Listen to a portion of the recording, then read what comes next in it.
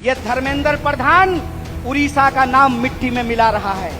ये धर्मेंद्र कि नरेंद्र मोदी के प्रधानमंत्री को बनकर 12 साल हो चुके हैं, कीमती आसमानों को छू रही है। मुल्क में तुम देख लो,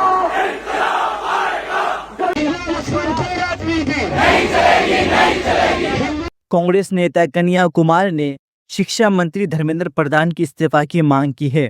उनका आरोप है कि नीट और अन्य परीक्षा में पेपर लीक और गड़बड़ी की वजह से लाखों छात्रों का भविष्य प्रभावित हुआ है।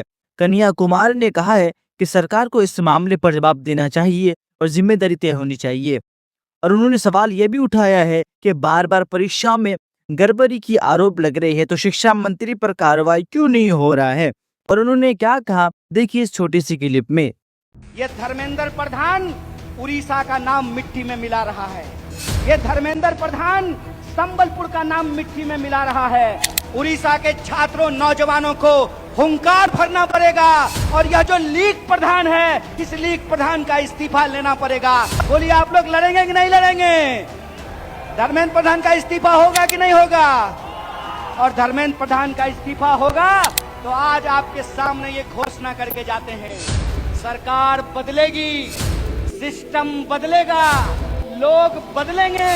और आज जो हमारे राहों में पत्थर बिछाने वाले लोग हैं उनको कह देना चाहते हैं कि आज दिन तुम्हारा है, कल दिन हमारा होगा। तुम हमारा हक के खिलाफ हमसे लड़ रहे हो, हम अपने हक के लिए तुम्हारे खिलाफ लड़ेंगे और तुम बेईमानों को जेल में डालेंगे। इस बात को याद रखना। पुलिस वाले को कुछ भी कहने की जरूरत नहीं है। वो पुलिस वाले असल दूरबीन लेकर के हम लोगों को इसलिए देख रहे थे कि मन ही मन वो हम लोगों को बधाई दे रहे थे। क्या सिपाही जी, ठीक बात बोल रहे हैं कि नहीं? और मालूम है ये हमको बधाई क्यों दे रहे थे?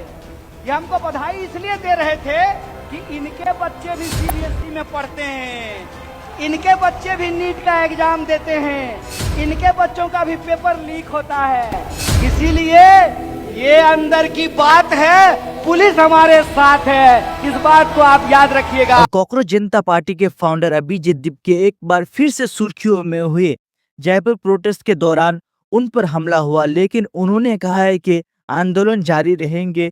अभिजीत दीप की और उनके समर्थक शिक्षा मंत्री की इस्तीफा की मांग कर रहे हैं और देश भर में इसकी चर्चा हो रही है। और अब मैं बात करना चाहता हूँ जो आज घटना हुई। तो देखिए ये सारी ना टैक्टिक्स है, सारे ना तरीके हैं हम लोगों को डराने के, धमकाने के और मुद्दे से भटकाने के। तो हमें कहीं से भी मुद्दे से नहीं भटकना है। हमारा एक ही मुद्दा है कि धर्मेंद्र प्रधान को रिजाइन करना पड़ेगा। जो 1 करोड़ बच्चों के साथ अन्याय हुआ है, जिन बच्चों ने सुसाइड की है, उसके लिए उनको तो रिजाइन करना ही पड़ेगा। तो आप एक बार नहीं 10 बार हमले करवाइए, एक नहीं 10 थप्पड़ मारिए, लेकिन फिर भी हम बोलते रहेंगे कि धर्मेंद्र प्रधान आपको तो रिजाइन करना ही पड़ेगा। और असदुद्दीन ओवैसी ने नरेंद्र मोदी को लेकर कहा है कि नरेंद्र मोदी को प्रधानमंत्री बनकर 12 साल हो गए हैं, महंगाई आसमान को छू रहा है। और उन्होंने ये भी कहा है कि गरीबों का गैस सिलेंडर कम कर दिए गए हैं और आज हम कर्जों में डूब रहे हैं। हम भारत के प्रधानमंत्री कहते हैं कि भारत विश्व गुरु बन गया, तो हम उनसे पूछना चाहते हैं कि आज ईरान और ओमान के दरमियान में समंदर पर हमारे कश्ती पर भारत के नागरिक पर जालिम डोनाल्ड ट्रंप ने मिसाइल दागकर हमारे 3 भारतीयों को जान से उनकी जान ले ली, उनको मार दिया। भारत के प्रधानमंत्री, आपकी जबान पर डोनाल्ड ट्रंप का नाम क्यों नहीं आता बताओ? 3 भारत के नागरिक मारे गए और हम डोनाल्ड ट्रंप ने जो हरकत की, मिसाइल मारकर हमारे 3 भारत के नागरिक को मार दिया, उसके नरेंद्र मोदी उसकी मजम्मत नहीं करते हैं।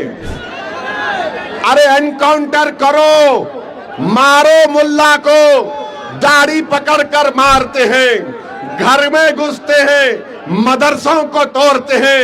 अरे तुम कैसे बहादुर हो, तुम तो बुज़दिल हो, बुज़दिल हो। 3 भारत के नागरिक मारे गए और 133 करोड़ जनता का प्रधानमंत्री उसका कंडेम तक नहीं कर सकता।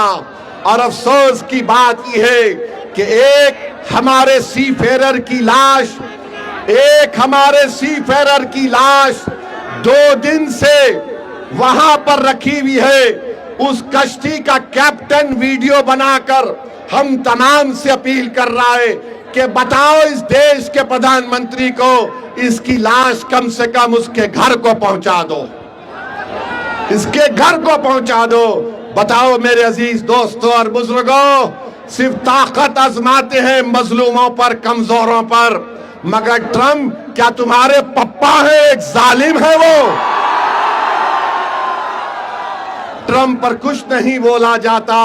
ऐसा लगता है कि मोदी जी से जब बोलेंगे अरे ट्रंप को बोलो, ट्रंप ही और नेतन्याहू ने मिलकर इस जंग का आगाज किया है। मेरे अजीज दोस्तों और बुजुर्गों, बहरहाल आप देख रहे हैं कि नरेंद्र मोदी के प्रधानमंत्री को बनकर 12 साल हो चुके हैं। कीमती आसमानों को छू रही हैं, गरीबों के गैस के सिलेंडर कम कर दिए गए, आज हम कर्जों में डूब रहे हैं। और इस वीडियो को लेकर आप लोगों का क्या राय है कमेंट सेक्शन में जरूर बताइए।